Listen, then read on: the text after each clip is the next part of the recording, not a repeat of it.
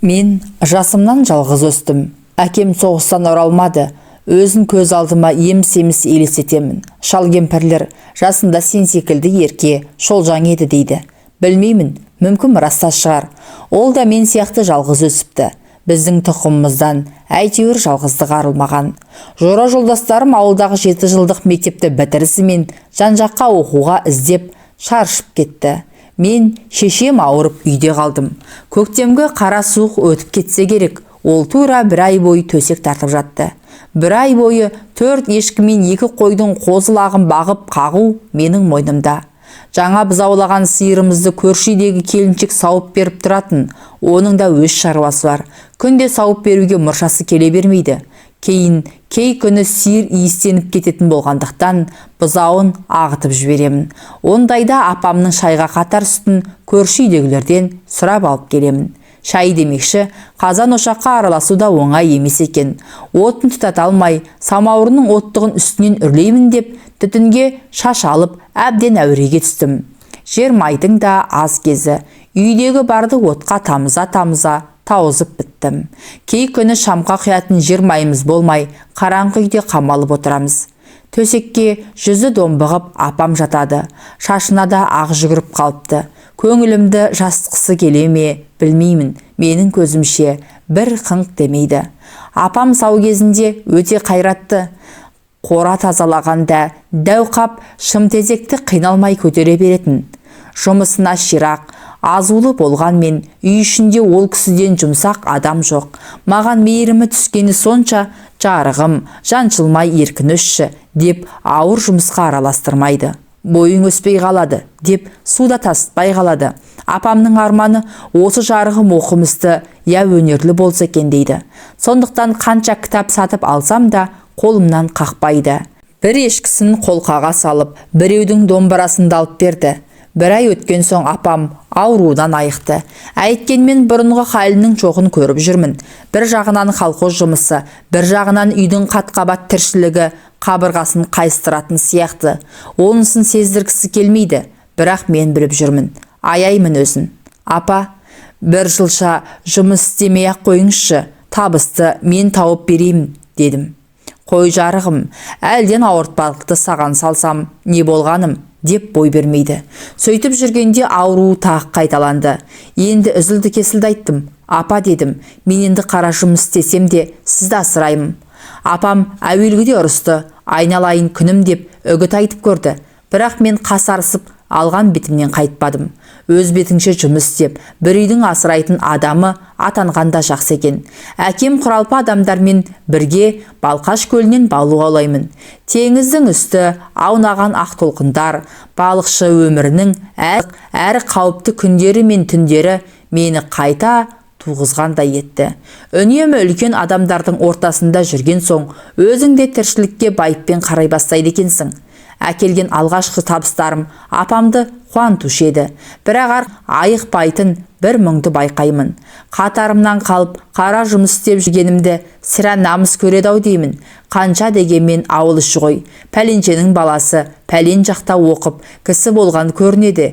Әй әлгі жәміштің жалғызын қойшы деген қаңқу сөзден өзін әбден ығыр еткен бе деймін. Бүйтіп жалғыз шешемнің көңіліне қаяу салғанша, тырбаны оқып көрейін, тым құрыса техникум бітірейін-ау деген тоқтамға келдім. Осыны айтып едім, апам қуанғаннан көзіне жас алып, күнім жарығым деп бетімнен көп сүйді. Бар қызығым, сен оқы, деді. Былтыр аудан орталығынан ауыл шаруашылығының мамандарын даярлайтын техникум ашылған болатын. Тәуекел деп соған барғым келді. Өзінің жатақханасы, аздаған стипендиясы бар екен. Бірақ апам мені жатақханаға жібергісі келмеді. Кім біледі, бұзық балаларға кездесіп, оқуыңа кесірін тигізе ме деп таныс біреудің үйіне орналастырмақ болды.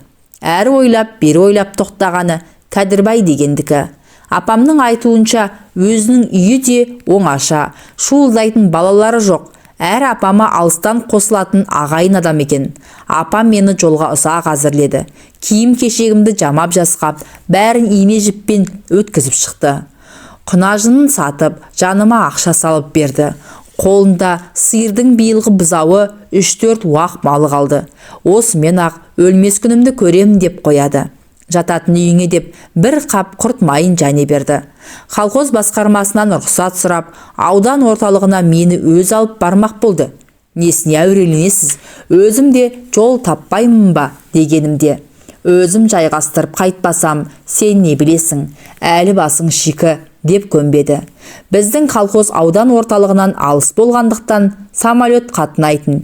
Әнем не дегенше жетіп қалдық. Апам самолет ішінде құсқан жоқ. Жел қанша шайқаса да тырп етпей отыра берді. Жүрегі мықты екен. Әуелі мен жататын үйге келдік. Сосын балаша қолымнан жетелеп техникумға ертіп барды. Директорға өзі жолығып, мені қатты тапстап кетті.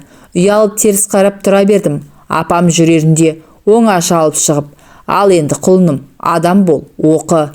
17 жігіт жасы, өзіңе өзің мығым бол, деп ақылын айтты.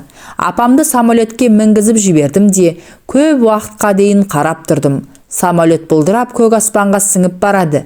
Бір сәт анасынан бөлініп қалған балапан сияқтымын.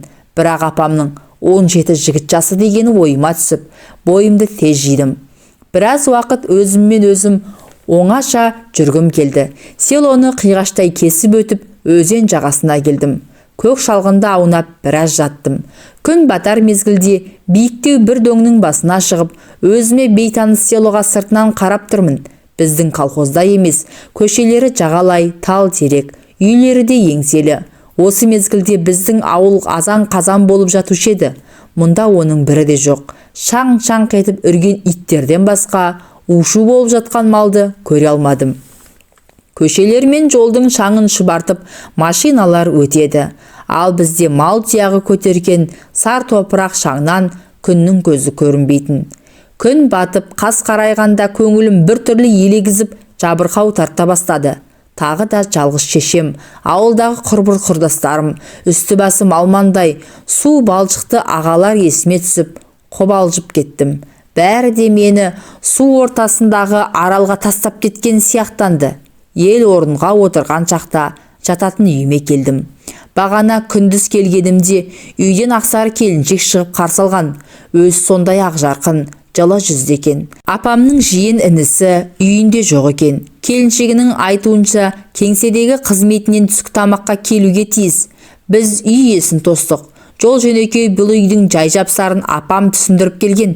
Алыстан қосылған Кәдірбай деген бұл інісі аудандық мал дайындайтын мекеменің бастығы көрінеді. Өзі соғысқа барған, шамасы шаруашылық жағында жүріп, нағыз қан майданды көрмесе керек. Қол-аяғы бүп-бүтін, жарақаты жоқ дейді. Апамның айтуына қарағанда, бұл өз өлмейтін жерінде, өлейтін жерінде білетін еті тірі пысық адам. Шешесі марқұм сондай еді, деп қояды апам. Кәдірбай майданнан қайтып келген соң 5-6 жыл сал жүріпті де, осы Балжанға үйленіпті. 17-ге жаңа толып, бой жетіп отырған қыз, жасы өзінен бір мүшел үлкен кексе кісіге тигісі келмеген. Бірақ ауданда белді қызмет істеп, төңірегін түген деген Кәдірбай ұзын құрығын салып жүріп, асау қызды бастықтыртып алған сияқты. Апамның айтуынша Кәдірбай үйінің Көгілдария тұрмысына Балжанның көзі қызыққан. Түс әлетінде үйге Кәдірбай келді. Ұзын бойлы, арық, тарамыс денелі, қара кісі екен. Бет бітімі сопақша, сығырайған кішкене көзі үнемі жасаурап тұрады. Еріндері боп-боз, сөйлегенде зорға ашылады. Сөйлегенде деймін-ау, ол тіпті келгелі жарытып дәнең айтқан жоқ. Апаммен амандасқанда ғана езу тартқан болды. Бұдан өзге бетінен жылылық бір белгі байқамадым.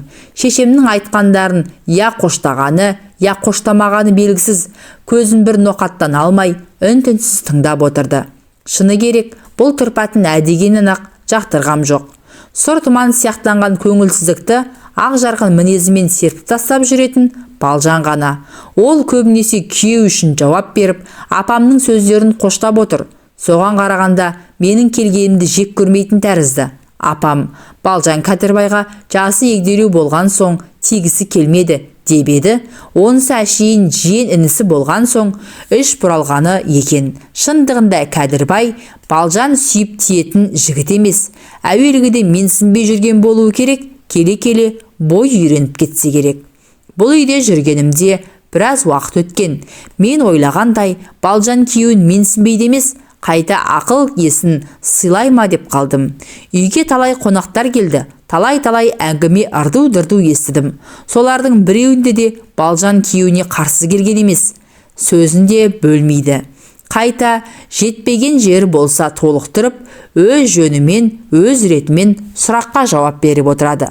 Біздің ауылда талай жас келіншектер бар, бірақ олардың ешқайсы да Балжанға ұқсамайды. Балжанда бір артық мінез бар. Ол ашықтық. Ашық болғанда тым дарақ емес, біртүрлі биязылығы басым, жұғымды, жарасымды мінез. Әлгіндегідей кісі келгенде, үлкенімен де, кішісімен де ашық жарқын сөйлесе береді. Бір жағынан үй шаруасында құр тастамайды. Істеген ісінің бәрі жинақы, әрі тәп-таза. Бұл үйде дүние мүлік көп, ақ төсек, көк көрпелерді былай қойғанда, мұндағыдай көп кілемдерді көргенім осы. Бір рет Балжан жоқта өзінің таза жуылған көйлегімді іздеп жүріп, төр алдындағы шифонерді ашып қалғаным бар. Сондағы алуан түрлі киімнің көптігіне қайранмын. Тіпті әйел көйлегінің өзі қаншама. Бұл үйде Балжаннан басқа әйел жоқ. Көйлектер әрине соныкі. Қу шөберекті көл-көсір қылып жинай беріп не керек деймін. Оларды жинайтын әрине Балжан емес, Кәдірбай. Олай дейтінім, Балжанның жасанып киініп жүргенін көрген емеспін. Көбіне мен білетін қызыл алашыт көйлегін үстінен тастамайды. Мұнысы дүние қорлығы шығар деуге де тағы қимаймын. Балжандай қол ашық келіншекті кездестіру қиын. Әлі күнге дейін сұрамсақ көршілердің қолын қаққанын көргенім жоқ. Менің байқауымша, оның көңілі отбасының қызығына тояттамайды. Қайда бір ойын сауықты, жиынды жер болса, соған елеңдеп, бір орында байыз тауып отыруы қиын. Бірақ ойын сауықты көбінесе жастар жасайды. Ал Кәдірбай секілді кекселер оған шақырылмайды. Жалғыз өзінің баруы Балжанға да ыңғайсыз. Ондайда жеңгемдің мұңайып жүргенін байқаймын. Кей күні бойы сарғайып отыра бергеннен, зеріккеннен болуы керек. Мен сабақтан келгенде, мырза жігіт, жүрші, аздап доп ойнайық дейтін. Мен жеңеше десем де, ол маған осындай ат қойғанды. Аулаға шығып доп ойнаймыз. Жақын маңда тұратын жас жігіттер, қыздар бізді көріп ойынға қосылады. Балжан олардың кейбірімен қатар, кейбірімен үлкен болғанмен, тең құрбысының ортасында жүргендей ашық жарқын ойнайды. Өзінің сыңғырлаған тәтті күлкісімен ол жігіттерді қатты еліктіруші еді. Биікте ұшып келе жатқан допты жұп-жұмыр денесімен серіппеше атып қаққанда көз тігіп жүрген жігіттер аузын ашып қалатын. Кейде ойынның қызығымен кеш батқанын байқамаймыз. Сондай жерде сереңдеп келе жатқан Кәдірбайды көрген бойда Балжан зып беріп үйге кіріп кетеді. Бірақ Кәдірбайдың көзі қысық болғанмен ондайды алыстан байқайды. Сол түні шам сөнгенге дейін ол қабақ ашпайтын. Алғашында баламын ғой, Кәдірбайдың Балжанды еркек атаулдан қызғанатынын білмеппін. Әйелін тіпті киноға да жалғыз жібермейтін. Жібере қалса міндетті түрде мені ілестіруші еді. Өз өмірі киноға бармайтын Кәдірбайдың қайдан білетініне қайранмын. Бізді тек тарихи, соғыс киноларына ғана жібереді. Ал махаббат, сүйіспеншілік бар кинолардың маңайына жолатпайды. Бір күні сабақтан келсем, Балжан бұрышта теріс қарап отыр. Не болды десем айтпайды. Қоярда қоймастан бетін аштым. Бұл не сұмдық. Көзі білеудей болып іскен, бетінің бір-екі жерінде таңба тұр. Қаным қайнап кетті. Кәдірбайды іштей қанша жек көрсем де, дәл осындай қатыгез деп ойламаған едім. Жазығы жоқ адамды осынша жәбірлеуге бола ма? Балжан шіркін, абзалжан ғой. Мұңын ешкімге шақпады. Керек десеңіз, дақтаңбасы кеткенге дейін сыртқа шығып, көзге түскен жоқ. Үйдің ішкі шаруасын істеп, тым-тырыс жүре берді.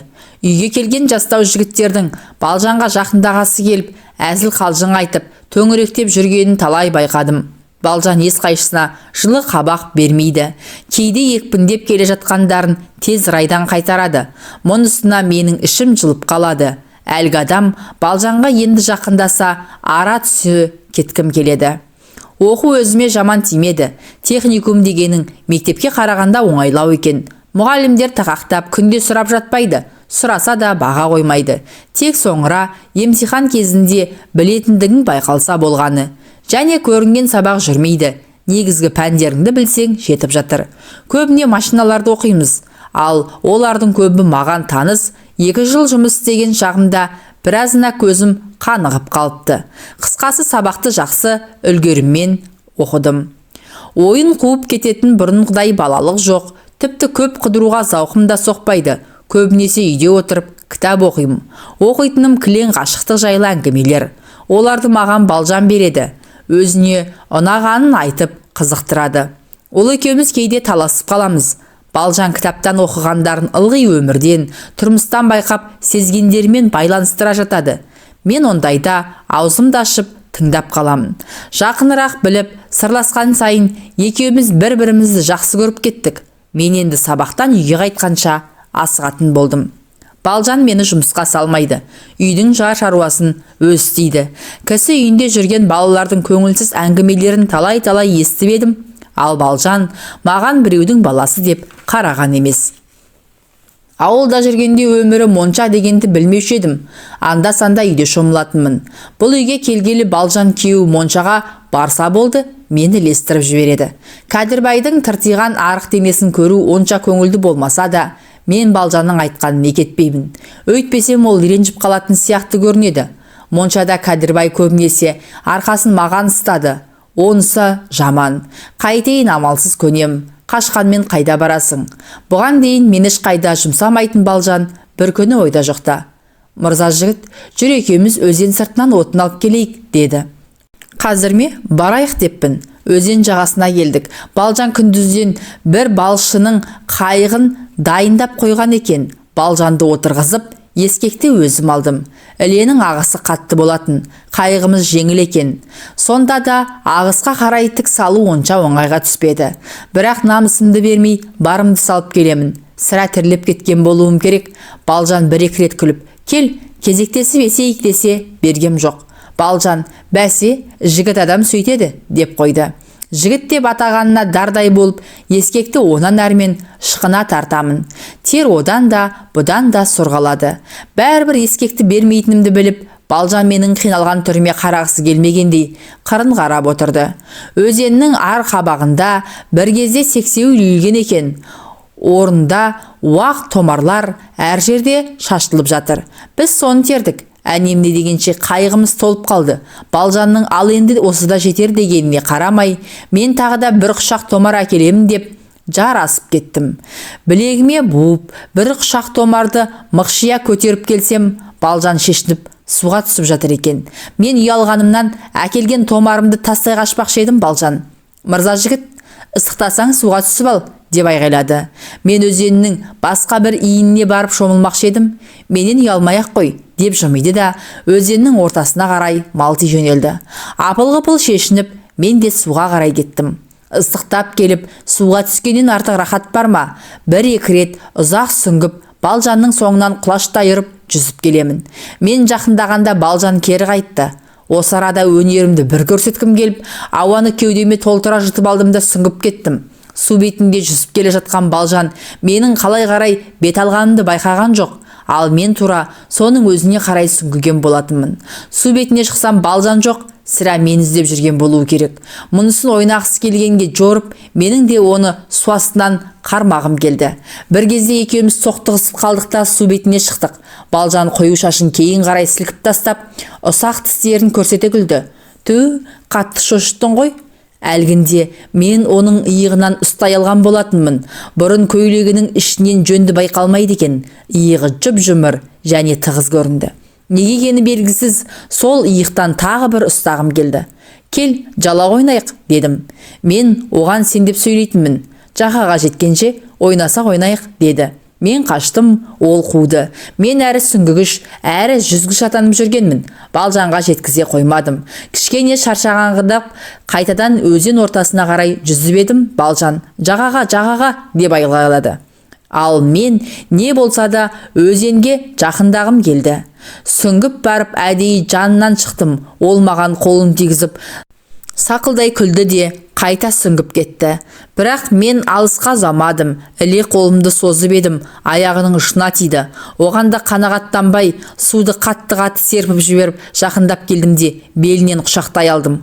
Ол бұлқынып кетті. Екеуміз де бетке шықтық. Су астындағы ойынымыз осымен бітті. Ай, ұрсатын шығарақ деп едім, өйтпейді. Қайта әлі ойнағысы келгендей, ал қашпайсың ба, деді. Мен сүлесоқтау сүңгіп кеттім. Балжан маған оп-оңай жетіп келіп бір-екі рет шымшып қалды. Алғашқыда ыңқ деп едім, артынша әлгіндей құшақтай алған қылығым есіме түсіп, үн шығарғам жоқ. Екеуміз де кісі боларлықтай жерге келіп тоқтадық. Балжан теріс қарап тұрып, шашының суын сықты. Мен ренжітіп алдым ба деп, Балжан жаққа қарай бердім. Ол әлі үн қатқан жоқ. Бір кезде маған бұрылды да: «Неғып тұрсың? Кейін», деді. Ұрысқаны ма, жай айтқаны ма, айыру қиын еді. Мен суды шылпылдатып жағаға қарай аяңдап бара жатыр едім. Әлгіндегідей ойнағаныңның алды-арты осы болсын, деді. Бірақ бұл сөзін теріс қарап тұрып айтты. Жол бойы ешқайсымыз тіл қатыспадық. Қайықты тағы да мен естім. Төменге қарай ағыспен жүру оңайланды. Жағаға соғылмайым деп артыма жиі қараймын. Сонда да көзім Балжанда.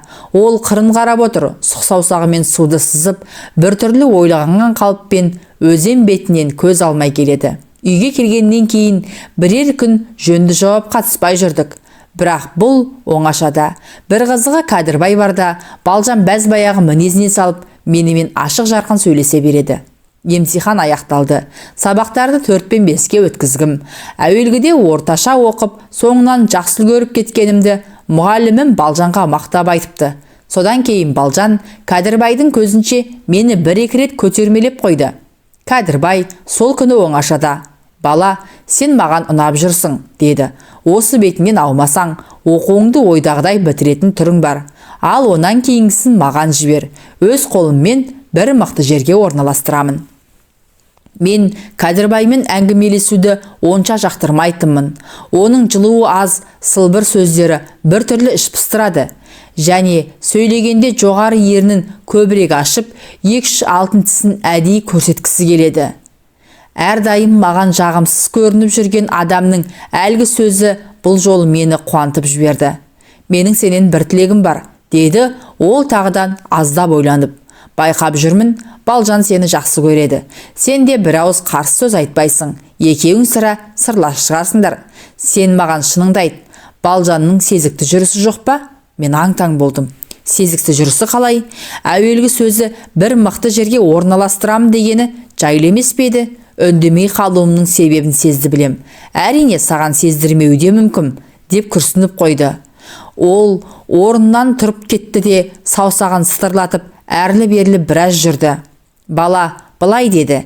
Ол әлден кейін: «Ертең мен 5 күнге командировкаға жүремін. Ауылыңды, шешеңді сағынған шығарсың. Сонда да мен келгенше осында жүре тұр. Балжанды жалғыз тастамайық. Қайтып келген соң өзім самолетке отырғызып жіберемін». Мен бұған келістім. Бір жағынан сенім артып тұрғанына көтеріліп қалдым. Ал соңғы сұрайтыным, бұл екеуміздің арамызда сыр болсын. Балжанға да, басқаға да тіс жарма. Сезікті бірдемені білсең, өзіме ғана айт, деді ол. Осыдан кейін үй іші бір түрлі суық тартып кетті. Уызай үйіп тұрған семья тыныштығы астан-кестен болу алдында сияқтанды. Кәдірбай кетті.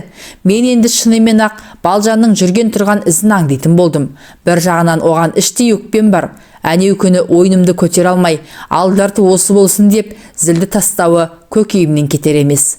Балжан қия басқан жоқ. Менің аңду үшін қалғанымды білеме деймін. Осы бір көзге шыққан сүйілдей немеден ақ көрдім-ау көресін деп жүрме қайдам. Ал мен оны күні бойы күзетудемін. Қора жаққа ұзағырақ жүріп қалса, ізінше жетіп барамын. Жай шаруасын істеп жүрген ол маған көзінің астымен қарайды да жымиып күледі. Оған қысылатын мен емес. Қайтсем де қылмысының үстінен түсуге асықпын. Түс қайта құдықтағы суға кетіп еді, кешіккен соң үйдің сыртына шықтым. Балжан құдық басында бір әйелмен әңгімелесіп тұр екен. Мені көрді де шелегін көтеріп үйге қарай бұрылды. Мен өзімше басқа жаққа қараған болып тұр едім. Ол тұсымнан өте беріп: «Мырза жігіт-ау, үйді айналып шықпай қалғаның не? Бір мезгіл көңіліңді көтермейсің бе?» деді. Бұл сөзінен секем алып қалдым. Менен қысылып жүрген, ашық білдірген сықылды.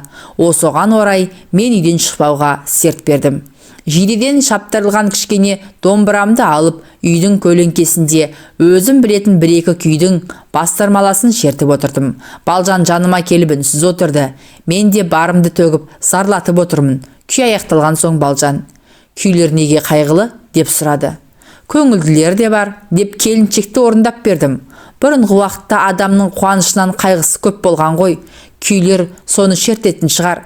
Қазір заман басқа.